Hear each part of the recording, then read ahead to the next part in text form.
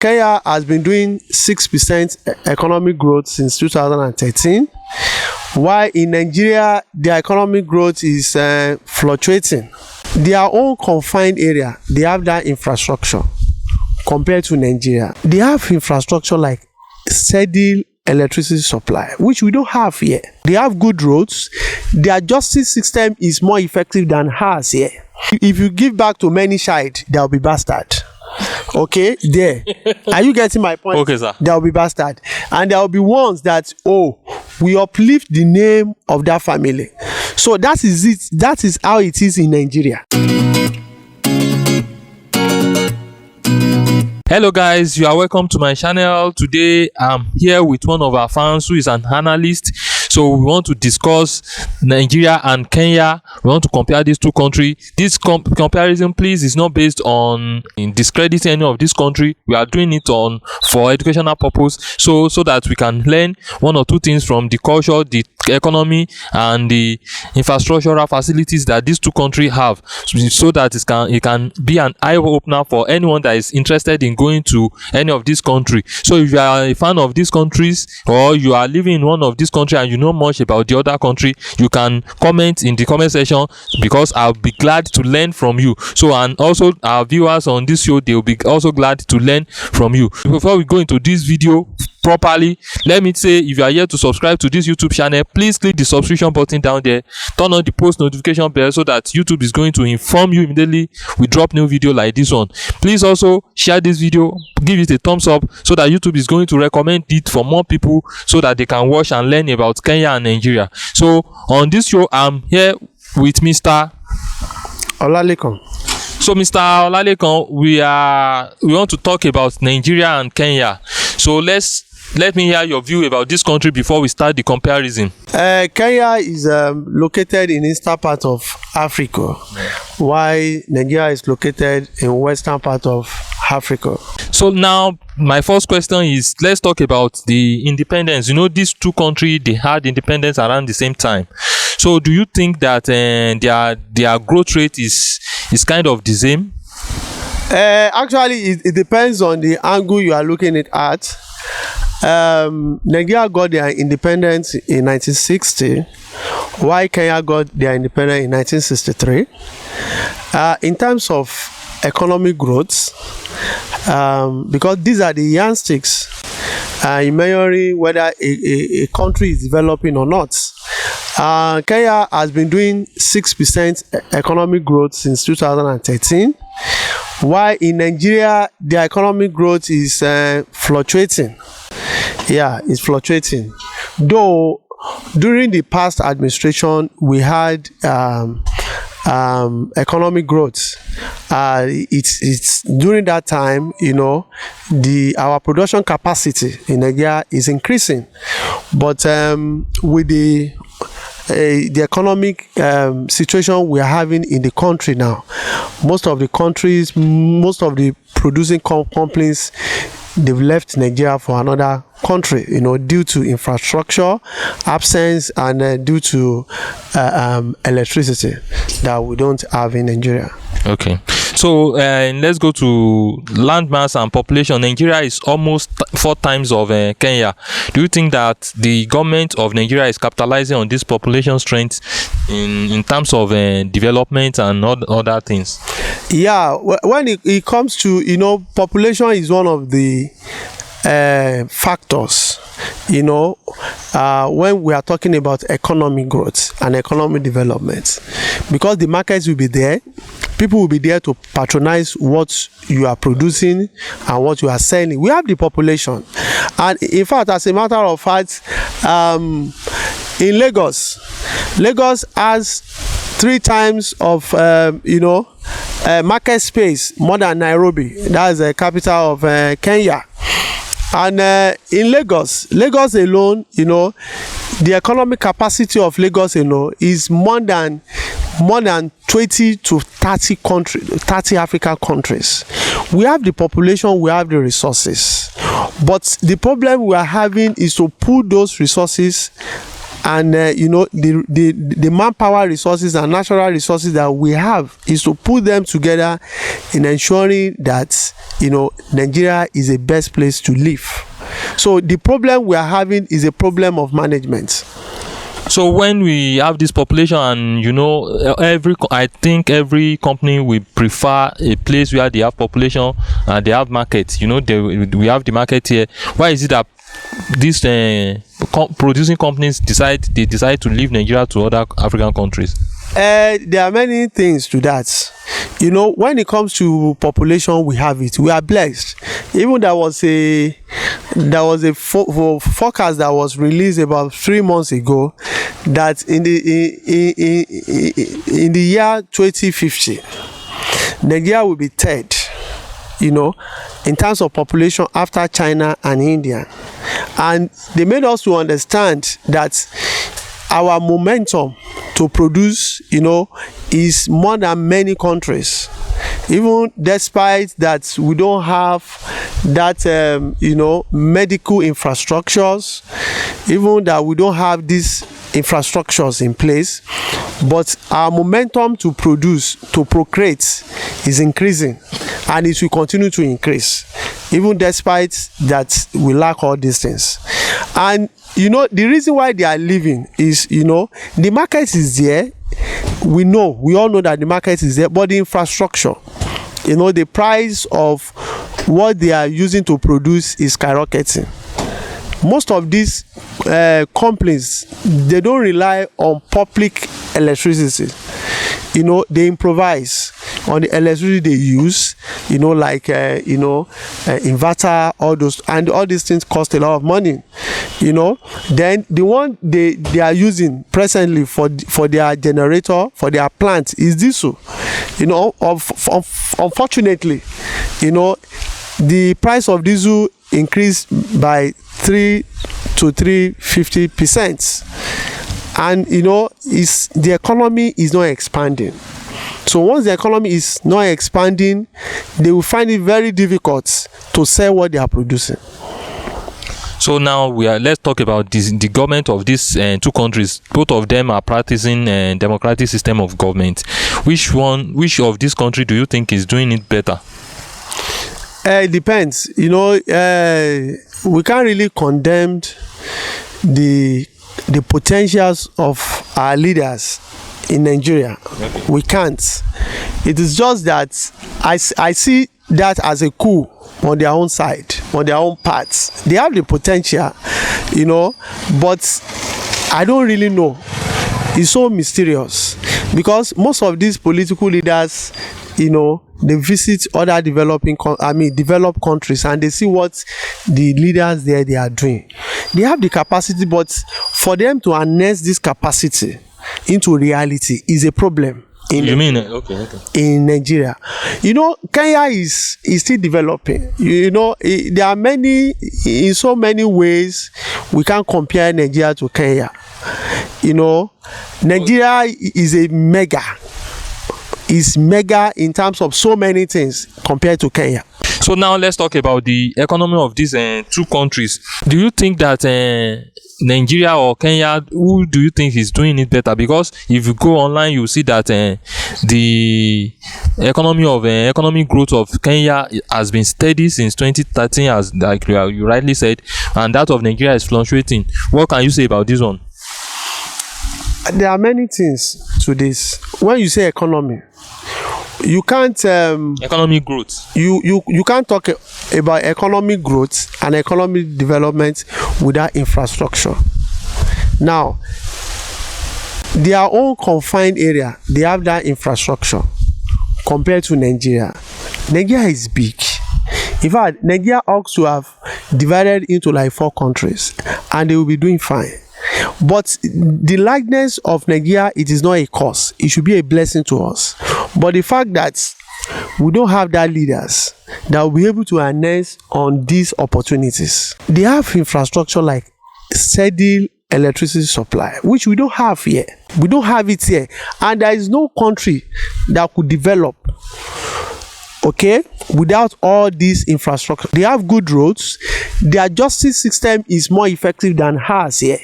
So there are a lot of things we can consider when it comes to all these things that we want to talk about. You know, if you are talking about the upbringing of a child, you know, it encompasses a lot of factors. For a child to be if you want to train a child, then you know that this child, though, it must have gone through a lot of phases for you to have a very available child. So like in this country now, Nigeria as a whole, I used to say it, I love this country in spite of, you know, the challenges we are facing in this country. I love it so much because God has blessed us with so many things, but in one way or the other, we are not making use of that opportunity. Let's talk a little bit about the military strength of these two countries. Who do you think is doing better, considering the security challenges that we have all over? Our military will do better, and will do better than Kenya any day, anytime. Yes, any day, anytime, I repeat it, they will do better. But for the fact that we are facing, you know, security challenge, it doesn't mean that we should spin them down in terms of performance. No, they are doing great. We know their potential. Even in the outside world, when they are going on mission, we know how these guys are performing. That security problem we are facing is political. That when something is political, your performance you cannot really reflect, cannot make a change. You know, this is military, is embedded with disciplines and procedures. Now if your boss is telling you that go this way, you can't go the other way around. No, you can't go. We have seen a lot of, you know, feedback from those people who have been kidnapped. We have seen a lot of videos. We see what they are saying, and the report that these foreign experts, when they came during the Jonathan government, you see, you heard what they said, that you know there are a lot of hidden systems when it comes to the challenge we are facing. I want to tell you expressly that it doesn't take Nigerian military to dismantle these guys within 72 hours, but the political will is not there. Okay, political will is not there. So now let's talk about the culture people and the tolerance of the people. See, one thing I discover in when I've been watching the pranksters in Kenya is that I discovered that a lot of pranks that pranksters in Kenya do there, you cannot practice those type of pranks here in Nigeria, that people will not stone you. So do you think that they have more tolerance compared to what we have in Nigeria, whereby two ethnic group will not be tolerating themselves? What's your take on that? Now let me just take you back when I was growing up.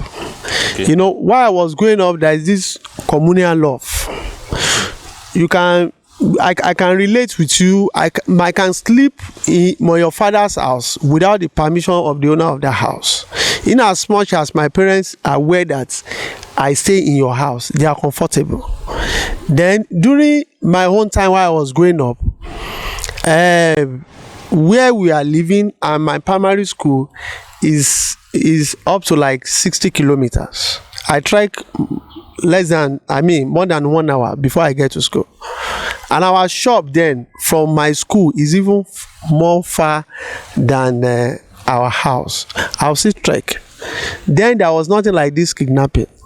But today, I can't send my child to the next house for an errand. You know, I'll be fear. There'll be this fear of kidnapping or rituals and some other things like that. The tolerance we are talking about, we have to look at the fear of what we are experiencing, the fear of this security of a thing. Then the quest for money is so high in Nigeria. So high. You know, CBN cannot tell us the exact money in circulation. How do you say that? That is money supply. They can't really tell us because there are a lot of. But in Kenya, they can tell us. because the rate at which the quest for money there is very low.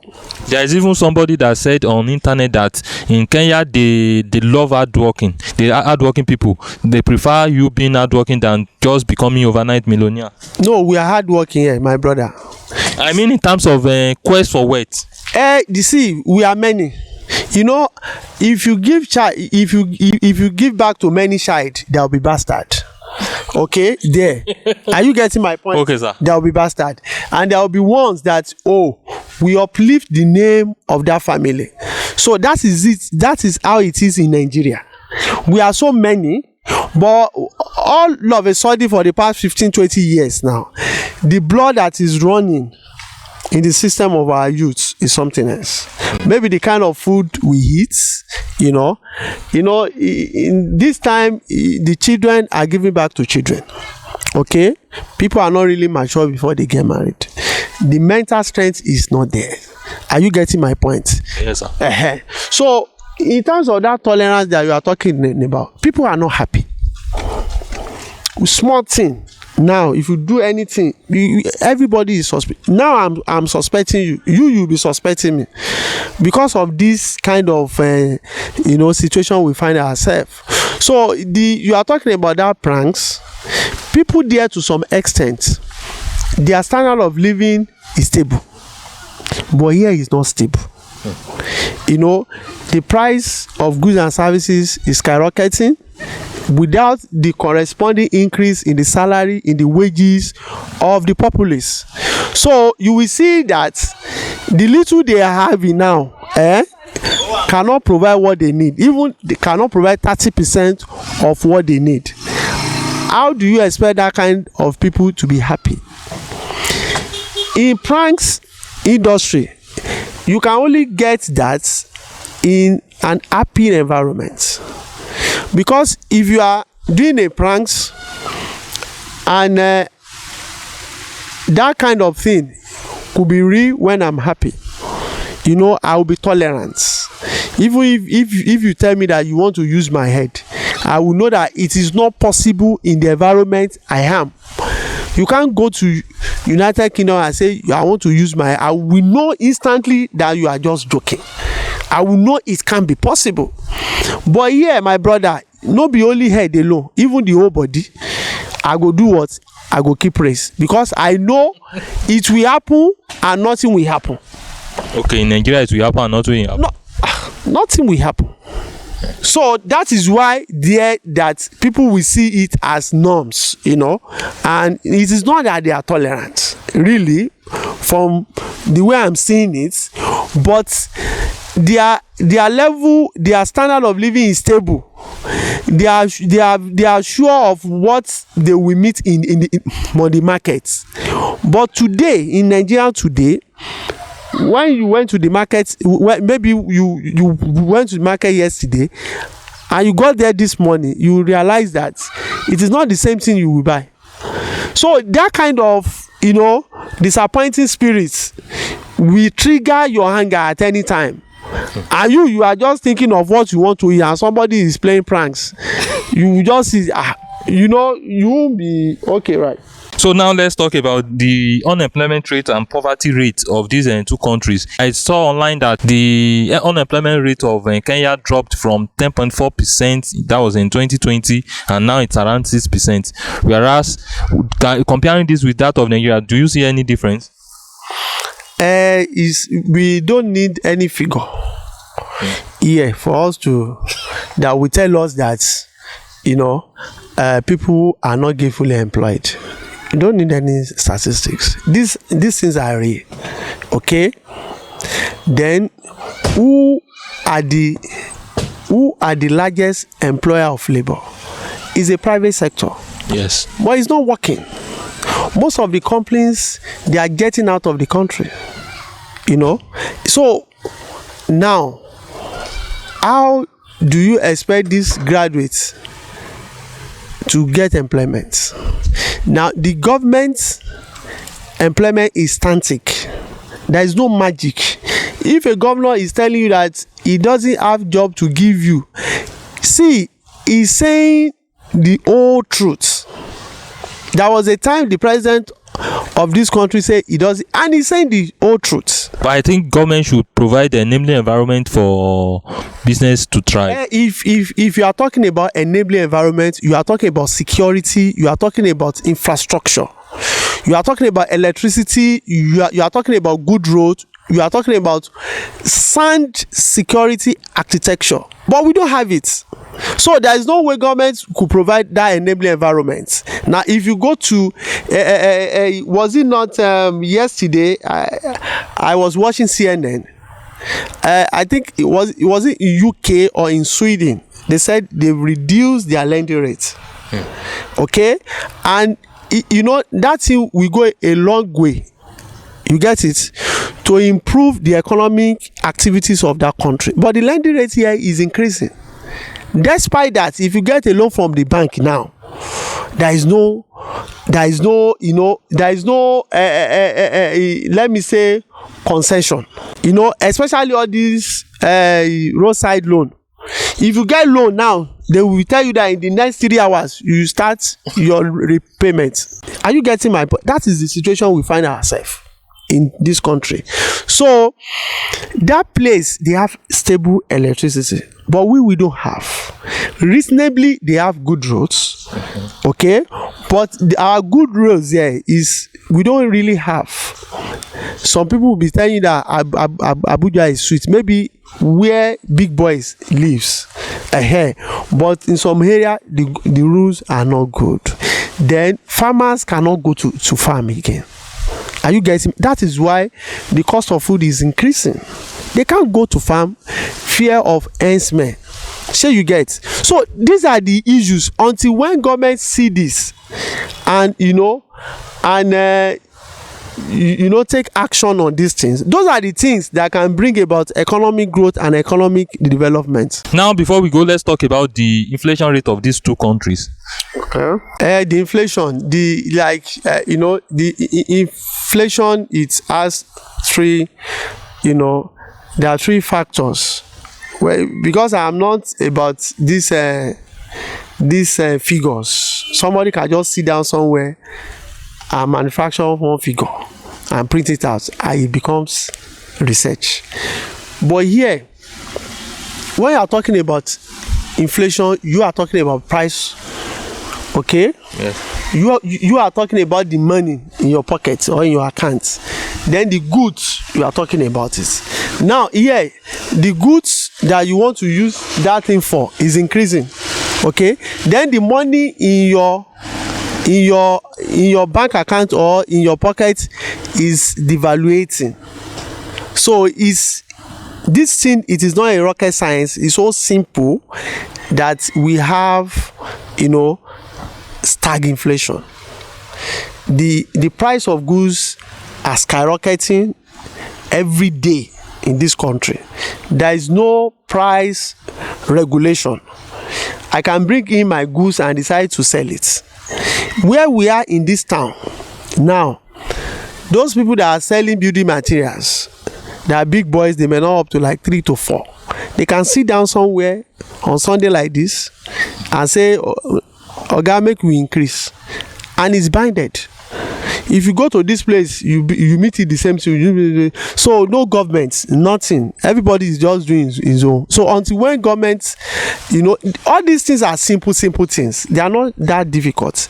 But the mission of most of these politicians is just, to embezzle, to make life comfortable for themselves and for their generation. But they don't even think it in another way, that if they use that power, the power they occupy today, if they use it to the advantage of many people, there will be peace in the land. Let's talk about the currency details of these two countries, because I was surprised to see that Kenya shillings is stronger than Nigerian naira. Yes, it's stronger. It's stronger. There is no way it will not be stronger. While I was growing up, the couplers that we have in Nigeria, they are Ghanaians. But today you can't see any Ghanaian. Any Ghanaian that is in Nigeria is doing big business. But in those days, you will see them as housemaid and couplers. And when the government there, is when they are doing the right thing for their people, then their currency started to do what?